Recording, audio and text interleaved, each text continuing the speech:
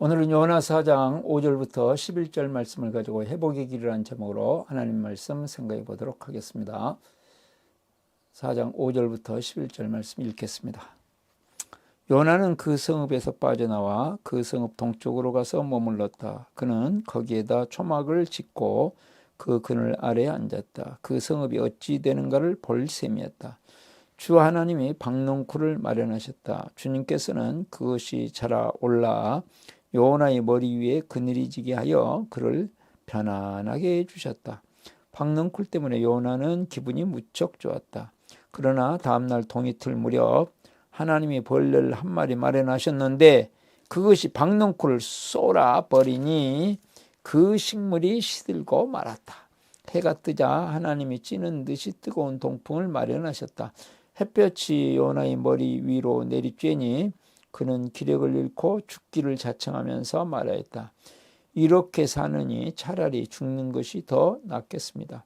하나님이 요나에게 말씀하셨다. 박농쿨이 죽었다고 내가 이렇게 화를 내는 것이 옳으냐? 요나가 대답하였다. 옳다뿐이겠습니까? 저는 화가 나서 죽겠습니다. 주님께서 말씀하셨다. 내가 수고하지도 않았고 내가 키운 것도 아니며 그저 하룻밤 사이에 자라났다가 하룻밤 사이에 죽어버린 이 식물을 내가 그처럼 아까워하는데 하물며 좌우를 가릴 줄 모르는 사람들이 12만 명도 더 되고 짐승들도 수없이 많은 이 큰 성읍 니느웨를 어찌 내가 아끼지 않겠느냐. 아멘. 한 주간 동안 제가 보내면서 감사할 사람들이 참 많습니다. 집안에도 있고 밖에서도 있고 또 여러 사람들을 만나면서 참 감사한 한 주간을 보냈습니다. 그 중에서 지난 월요일에 손녀인 하리가 이제 입학식을 했습니다. 제가 유치원 졸업식에는 가지 못해서 와달라는 우리 하리의 부탁을 받고 이제 입학식에 찾아가서 이렇게 참석을 했는데 참 벌써 하리가 태어나서 입학을 하는구나 하는 마음에 참 감사했습니다. 우리 하리가 태어나서 매우 민감했습니다. 그래가지고 저녁이면 거의 잠을 자지 못해서 이제 제일 잘 잠을 자는 것이 차를 태워주면 그 차 안에서 잠을 잤습니다. 그렇기 때문에 대부분 어릴 때의 시절을 아빠가 차를 태워서 밤에 몇 시간씩 왔다 갔다 하고 또 어떤 때는 보면 새벽기도 예배당에 도착해서 보면 그 안에서 시동 켜놓고 이렇게 자고 있는 모습들을 종종 봤습니다. 하리 아빠를 보면서도 안타까웠고 하리를 보면서도 참 안타까웠습니다. 근데 이제는 성장을 해서 그동안에 또 유치원 선생님으로부터 좀 하리가 정신적으로 문제가 있는 거 아니냐 이런 말도 있었지만 지금은 너무 건강하게 이번에도 입학식에 가서 보니까 친구들하고도 너무 잘 어울리고 아주 똘똘하고 똑똑하고 그런 모습을 보면서 참 저의 마음속에 감동이 있었고 감사가 있었습니다. 자라게 해주신 하나님 앞에 감사했고 또 잘 키워준 엄마 아빠에게 감사했고 잘 자란 하리에게 감사를 했습니다. 하나님께서 우리에게 베푸시는 이 은혜를 생각하면서 늘 감사하는 모든 일에 감사해가는 점점 감사가 풍성해지는 우리의 삶이 될 수 있기를 바랍니다. 요나는 하나님의 사명을 받았습니다. 선지자로서 활동을 하고 있었습니다. 그런데 하나님께서 독특한 사명을 주셨습니다. 적국인 아수르의 큰 성읍이었던 니느웨로 가서 그들의 죄악이 하나님께서 재앙을 내리실 수밖에 없을 정도로 만연했으므로 이제 가서 회개를 외치라는 말씀이었습니다. 요나는 이것이 싫어서 이제 욥바에서 배를 타고 스페인으로 도망을 갔습니다. 하나님께서 바람을 보내시고 그다음에 물고기를 보내시고 회개케 하시고 다시금 사명을 회복해서 지금 니느웨에서 하나님 말씀을 외쳤고 온 백성들이 왕이 다 같이 회개하고 하나님 앞에 정말 진심으로 회개하고 금식하는 놀라운 역사가 나타났습니다. 온 성이 다 어린아이, 여자, 남자, 어른, 노인 할 것 없이 신분에 상관없이 모두 다 회개하는 이런 일들은 전무후무한 일이었죠. 하나님 정말 이런 메시지는 놀라운 메시지였고 그 효과는 대단했습니다. 이사야, 에레미야, 에스겔, 다니엘 이 대선지서를 기록한 이들에게도 이런 능력은 나타나지 않았습니다. 우리가 믿음의 사람 그러면 아브라함, 또 모세 그렇지만 아브라함과 모세를 통해서 이런 일들은 일어나지 않았습니다. 그러나 이 이방 사람들이 하나님을 모르는 이 우상 숭배자들 또 아수르 제국의 엄청난 위력을 뽐내고 있던 이 사람들이 참 이 조그마한 나라 선지자가 와서 외쳤을 때 회개하는 하나님의 놀라운 회개 운동에 쓰임을 받았습니다.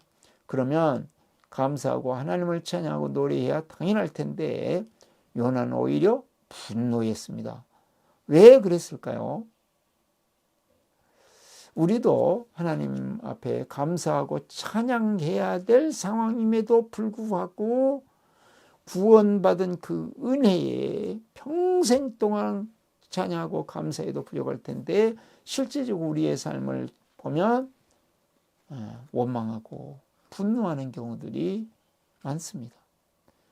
우리를 구원하신 하나님, 은혜를 베푸신 하나님임에도 불구하고 우리가 분노하는 경우도 있습니다. 왜 그럴까요? 그것에 대한 원인과 그것에 대한 해답을 오늘 말씀을 통해서 우리는 찾아볼 수 있습니다. 자, 오늘 주제는 회복의 길은 하나님의 긍휼을 감사하는 것이다 했습니다.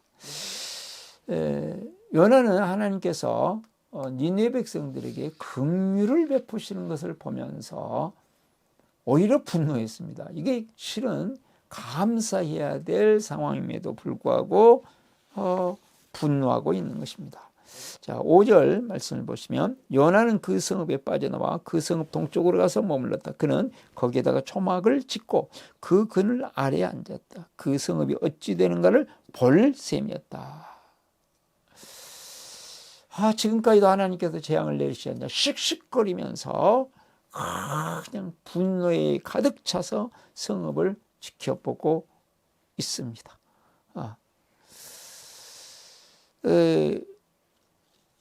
그러자 하나님께서 6절에 주 하나님이 박넝쿨을 마련하셨다. 주님께서는 그것이 올라 요나의 머리 위에 그늘이 지게 하여 그를 편안하게 해주셨다. 박넝쿨 때문에 요나는 기분이 무척 좋았다. 하나님께서는 분노하고 있는 요나를 위해서 박넝쿨을 준비하셨습니다. 자, 요나는 지금 초막을 짓고 대강, 나무로 이렇게 대강 지어놓고 있는데 거기에다가 박넝쿨을 창조의 능력으로 쑥쑥 자라게 하셔서 그냥 덮게 만들어 놓으셨습니다. 요나를 위한 특별한 조치였죠. 지금 박넝쿨을 통해서도 요나를 사랑하시지만 실제로는 근본적으로 시험에 빠져 있는 요나를 회복시키려 하는 마음이었죠.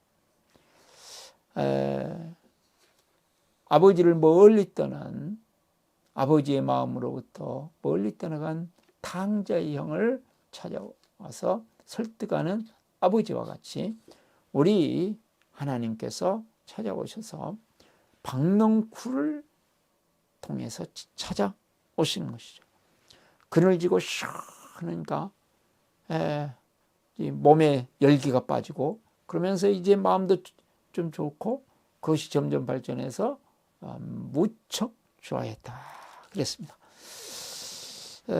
이 박능쿨 통해서 하나님께서는 얼마나 요나가 이기적인 사람인가, 자신에 대한 분명한 평가를 내리기를 원하셨습니다. 그래서 하나님께서 7절에 보시면 벌레 한 마리를 준비하십니다. 7절입니다. 그러나 다음날 동이틀 무렵 하나님이 벌레 한 마리를 마련하셨는데 그것이 박능쿨을 쏘아버리니 그 식물이 시들고 말았다. 벌레 하나가 박능쿨 물에 올라가지 못하도록 구멍을 내고 말았습니다. 여기서 요나와 하나님과의 관계를 알 수 있죠. 요나는 지금 자기를 시원하게 하고 기분 좋게 하고 행복하게 해줬던 박능쿨 하나 보존하지 못합니다. 그것을 공격하는 벌레 하나 막을 힘이 없습니다. 그럼에도 불구하고 그 연약한 요나를 통해서 12만 명이 넘는 어마어마한 숫자의 사람들이 회개하고 돌아오게 만드는 위대한 하나님의 능력의 통로로 쓰임받았습니다. 그러면 얼마나 감사할 일이고, 연약한 나를 통해서 이처럼 하나님의 능력이 나타났고 위대하심이 나타났다고 찬양해야 될 일이겠습니까? 하나님께서는 이러한 요나에게 이제 이 박능쿨 하나로 울고 웃는 요나의 이 연약한 모습을 보도록 하시기 위해서 지금 벌레를 보내신 것이죠. 역시 하나님께서는 우리를 사랑하셔서 우리의 연약함과 우리의 죄악됨과 우리의 파멸을 보고 깨닫도록 하나님의 아들 예수님을 이 땅에 보내주시고 십자가를 지게 하셨습니다. 자, 8절 말씀을 보시면 그러므로 8절 해가 뜨자 하나님이 찌는 듯이 뜨거운 동풍을 마련하셨다. 햇볕이 요나의 머리 위에 내리쬐니 그는 기력을 잃고 죽기를 자책하면서 말하였다. 이렇게 사느니 차라리 죽는 것이 더 낫겠습니다. 자, 이제 말라버려. 이제는 수분이 공급되지 않는 상태에서 햇볕이 또 뜨거운 동풍이 불어오니까 완전히 박능쿨이 말라버리고 말았습니다.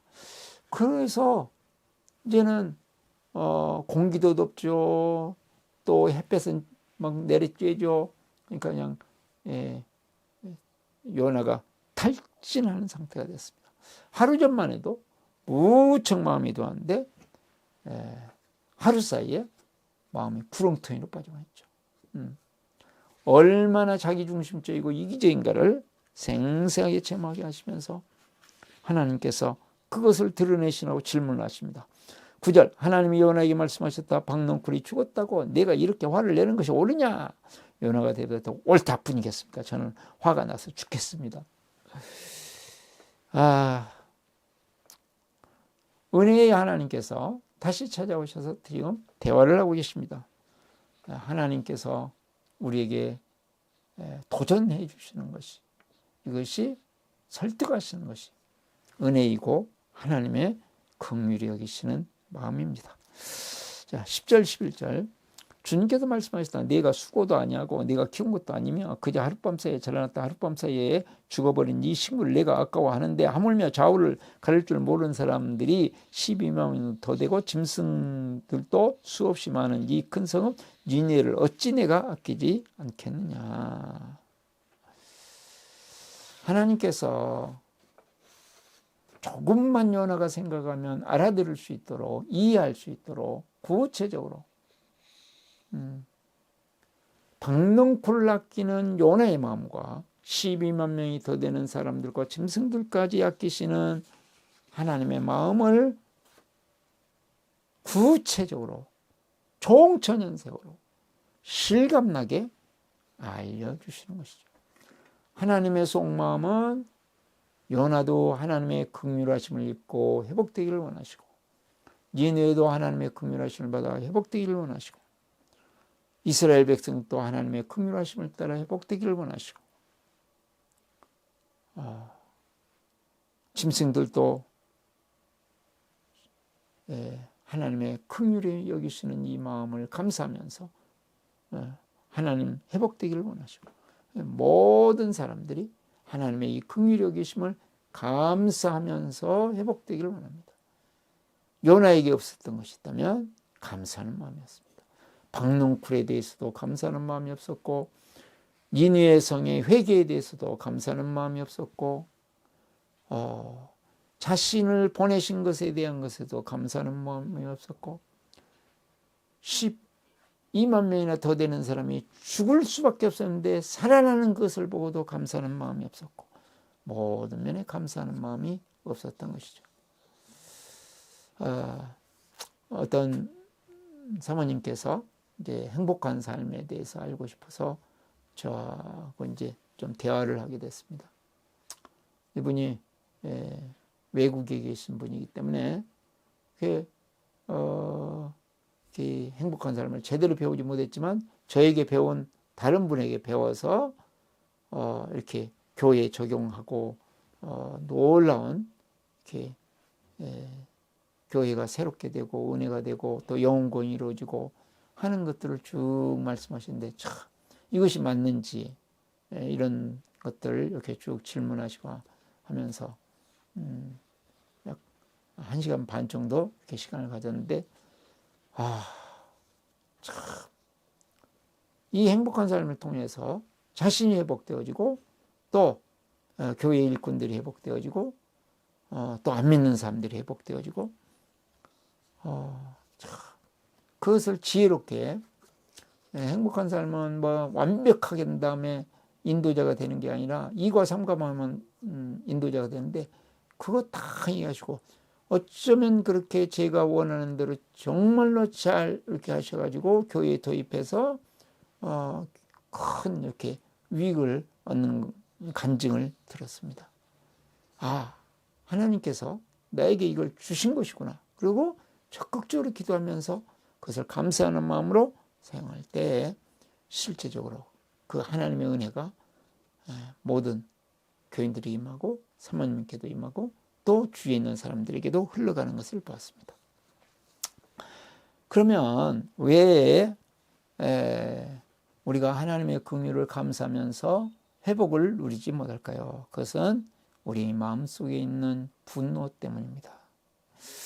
요나가 가졌던 마음, 요나가 왜 분노하고 있잖아요. 우리가 마태복음 5장 22절 말씀을 보시면 형제나 자매에게 성내는 사람은 누구나 심판을 받는다 그랬습니다. 사람들에게도 화를 내도 심판을 받고 절망과 낙심에 구렁텅이로 빠지는데 하물며 하나님을 향하여 화를 낸다는 것, 원망한다는 것은 말할 것도 없는 것이죠. 우리가 이렇게 분노하는 근본적인 원인은 눈앞에 보이는 이익에 집착하기 때문입니다. 이거 다른 말로 하면 이기주의죠. 요나가 눈앞에 보이는 이익이 사라지고 자기 민족의 이익, 그것이 사라지는 것 때문에 지금 분노하고 있는 것 아닙니까? 자기 이익에 집착, 자기에게 집착하는 이 성향이 분노를 일으키고 그것이 감사하는 마음을 다 빼앗아버리고 그래서 하나님의 놀라운 회복과 은혜를 누리지 못하게 만드는 것입니다. 그럼에도 불구하고 우리가 이러한 자기 집착이나 분노나 이기주의나 이런 것들을 극복하기 어려운 것은 분노하는 것, 이것을 매우 인간적인 것이라고 우리가 착각하는 경우들이 참 많기 때문입니다. 그렇다면 우리가 살다 보면 불의한 것에 대해서 잘못된 것에 대해서 분노하는 것은 잘못하는 것이냐 이런 질문을 할 수도 있습니다. 그러나 우리의 삶 속에서 분노가 없이 살아갈 수는 없겠죠. 그러나 그것을 어떻게 잘 처리해 갈 수 있느냐, 긍정적인 방향으로 해결하면서 처리해 갈 수 있느냐 하는 것이 훨씬 중요한 것이죠. 우리가 자기에 집착하면서 분노하며 살게 되면 결국은 그것이 나를 파괴하게 되고 분노했을 때 가장 많은 손해를 보는 사람은 자기입니다. 또한 주위에 있는 사람들, 공동체를 파괴하는 일을 하는 것을 봅니다. 제가 오늘 이제 저녁 식사를 마치고 한강변을 좀 걷기 위해서 내려갔습니다. 오늘따라 가는 길에 담배 피는 사람들이 가는 데에 앞에서 담배 피고 가고, 오는 것도 담배 탁 피워놔가지고 바람도 불지 않으니까 그냥 담배 냄새가 제 코를 찌르고, 한 3사람을 연속 만났습니다. 그렇게 되니까 처음에는 뭐 담배 피는 거 그냥 지나가야지 그랬는데, 연속 3사람을, 그것도 그냥 가는 길을 따라서 계속 담배를 피워놓으니까, 아니 운동을 하면서 담배를 왜 피는지 정말, 그러면서 막 여기에서 이렇게 분노가 일어나는 것을 봤습니다. 분노는 백해무익한 것이죠. 지난 주간에 적용 질문입니다. 지난 주간에 분노한 원인은 무엇 때문인가요? 였습니다. 그러면 누가 하나님의 긍휼을 감사함으로 회복의 길을 갈 수 있도록 우리에게 은혜를 베풀어 주실까요? 그것은 우리의 모든 무거운 짐을 주시는 주 예수 그리스도이십니다. 하나님의 마음은 우리가 분노와 자기 집착을 극복하고 정말 하나님께서 주시는 모든 은혜에 대해서 감사하고 찬양하며 살기를 원하십니다. 그래서 우리 유명한 구절 이사야서 53장 6절처럼 우리는 모두 양처럼 길을 잃고 각기 제 갈 길로 흩어졌으나 주님께서는 우리 모두의 죄악을 그에게 지우셨다 그랬습니다. 이런 하나님의 뜻을 이루기 위해서 예수님께서 이 세상에 오셨고, 이 세상에 인간의 몸을 입고 하늘의 영광을 버리고 인간의 몸을 입고 오신 예수님께서 산상수훈을 말씀하시면서 맨 먼저 팔복을 말씀하시죠. 그 중에 하나가 온유한 자는 복이 있다. 땅을 기업으로 받을 것이다. 온유한 사람이 오히려 복이 있다. 분노하지 않는 사람이 복이 있다. 오히려 그것 때문에 땅을 기업으로 받을 것이다. 우리가 마태복음 11장 우리 유명한 구절 28절부터 30절 말씀을 보시면 이런 말씀 있죠. 수고하며 무거운 짐을 진 사람은 모두 내게로 오너라. 내가 너희를 쉬게 하겠다. 나는 마음이 온유하고 겸손하니 내 멍에를 메고 나한테 배우라. 그러면 너희는 마음의 쉼을 얻을 것이다. 내 멍에는 편하고 내 짐은 가볍다. 수고하고 무거운 짐, 그것 때문에 분노하지 말고 예수님께 와서 예수님의 은혜 안에서 예수님의 그 따뜻한 사랑을 받고 거기서 쉼을 얻어라. 그렇게 말씀하죠. 예수님께서는 실제적으로 우리 안에 찾아오셔서 우리에게 기쁨과 감사와 평강을 주십니다. 이것을 위해서 예수님께서는 십자가를 지신 것이죠. 무거운 십자가를 지고 골고다의 언덕길을 오르시면서 가전 수모를 당하시고 가진 고통을 다 당하시면서 그 길을 올라가십니다.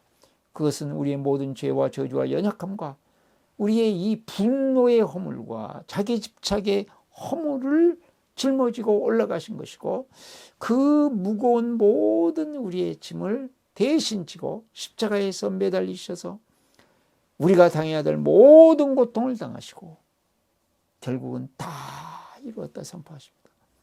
내가 그 모든 것들을 완전히 영원히 해결했다. 그리고 마지막으로 물과 피를 다 쏟으시면서 우리에게 이 어둠의 구렁텅이 속에서, 시험의 구렁텅이 속에서, 분노의 구렁텅이 속에서, 자기 집착이라고 하는 이 올못에서 해방받을 수 있도록 길을 열어주신 것이죠. 그 증거로 예수님이 부활하십니다. 그 부활하신 예수님이 성령으로 우리 안에 함께 하시고 우리와 동행하시면서 우리 분노를 이길 수 있는 능력을 주시고 자기 집착을 극복할 수 있는 은혜를 베풀어 주십니다. 그러면 우리가 어떻게 하나님의 긍휼을 감사하면서 하나님의 회복을 경험할 수 있을까요? 첫 번째로 하나님의 긍휼을 보고 감사하게 하시는 예수님께 감동합니다. 자, 5절 말씀을 보시면 요나는 그 성읍에 빠져나와 그 성읍 동쪽으로 가서 머물렀다. 그는 거기에 초막을 짓고 그 그늘 아래 앉았다. 그 성읍이 어찌 된가 볼 셈이었다. 자, 이렇게 참 엉뚱한 생각을 가지고 말도 아닌 하나님의 뜻과 정반대되는 이 행태를 보이고 있는 요나를 보고서 우라통이 터지셨을 것이 분명한데 하나님께서는 그것을 긍휼히 여겨 주십니다. 그리고 박넝쿨을 준비하시고 또 대화하면서 8절에 보시면 그랬습니다. 해가 뜨자 하나님이 찌는 듯이 뜨거운 동풀을 마련했다. 햇볕이 요나의 머리에 쬐니 그는 기력을 잃고 죽기를 자청하여 말하였다. 이렇게 사니 차라리 죽는 것이 낫겠습니다. 이렇게 사니 죽는 것이 낫겠습니다. 또 9절에 저는 화가 나서 죽겠습니다. 예수님께서 많이 쓰셨던 말씀처럼 내 믿은 대로 될지어다. 그리고 유황불을 내시는 것이 당연하지 않겠습니까? 그런데도 10절 11절에 하나님께서 설득을 하십니다. 요한계시록 1장 7절을 보면 우리 주님께서 오실 때 그를 찌른 자도 볼 것이다 하는 말씀합니다. 그것을 예수님의 초림으로 해석하는 자, 예수님께서 다시 오시는 것을 초림으로 해석하는 학자도 있고 재림으로 해석하는 학자도 있는데 그 찌른 자들이 보고 가슴을 칠 것이다. 이러한 재앙을 극복하시도록 하기 위해서 예수님께서 십자가에 죽으시고 부활하셨죠. 그리고 이 복음이 사마리아 성에 전파됐을 때 사도행전 8장에 보면 그 성에 하나님의 은혜가 임하고 사마리아 성에 부활의 생명이 임하면서 어떤 일이 발생합니까? 큰 기쁨이 임합니다. 놀라운 기쁨이 임하는 것을 볼 수 있습니다. 하나님께서 사마리아 성을 긍휼히 여기시고 은혜를 베푸시니까 그 성이 완전히 회복되는 것을 보여주시는 것이죠. 제가 지난 3.1절 날 저 지방에 있는 부부와 자녀들이 한 가족이 올라와서 같이 만났습니다. 암에 걸려서 얼마나 두려워하고 힘들어했는지 모르는 가정인데, 이 공포에 짓눌려서 지금까지 여러 환자 만나봤지만 참 보기 드물 정도로 너무너무 거기에 짓눌려 있던 분이었습니다. 근데 이제 계속 위로하고 격려하고 기도해주고 그랬더니 이제 감사하다고 이렇게 와서 식사 대접하고 선물도 사오고 이렇게 했습니다. 몸이, 마음이, 신앙이 다 무너져 할 때 그 안에서 감사를 찾고 끊임없이 감사를 찾으면서 그것을 극복해 가도록 섬겼습니다. 자, 하나님께서 불쌍히 여기셔서 지금은 이제 회복이 되어지고 이제 활동하고 완전히 활동하게 이렇게 됐습니다. 하나님께서 베푸시는 우리 그냥 감정대로 우리의 그냥 생각대로 그대로 버려두신 것이 아니라 다시금 회복시켜 주신 주님 감사하면서 우리가 나아갈 수 있기를 바랍니다. 적용 질문입니다. 하나님의 긍휼히 여기심을 크게 느낀 경험이 있나요? 두 번째로 감사하는 마음으로 살도록 기도합니다. 자, 6절 말씀해 보시면 주 하나님이 박넝쿨을 마련하시다. 주님께서는 그것이 자라 올라 요나의 머리 위에 그늘이 지게 하여 그를 편안하게 해주셨다. 박넝쿨 때문에 요나는 기분이 무척 좋았다. 요나가 기분이 무척 좋긴 했습니다. 그런데 한 가지 없는 거 있습니다. 뭐가 없습니까? 감사하는 마음은 없습니다. 자기가 편안하니까 시원하니까 기분은 좋았어요. 그러나 감사하는 마음은 없어요. 우리의 생각을 우리의 사고방식을 바뀌는데 감사가 가장 좋다는 거 아시죠? 그러므로 하나님께 감사하고 사람에게 감사하고 상황에 감사하고 자연에 감사하고 이거는 끊임없는 훈련이 필요합니다. 우리가 감사, 고기도 먹어본 사람이 잘 먹는다고 감사를 계속 할 때 감사의 사고방식이 생기고 감사로 말미암아서 우리의 편도체에 쌓여있는 이런 부정적인 것들이 바뀌고 전전두엽이 활성화되면서 우리의 사고방식이 매우 긍정적이고 밝은 사고방식으로 바뀌어지는 것이죠. 목사님 한 분이 돌아가셔서 이제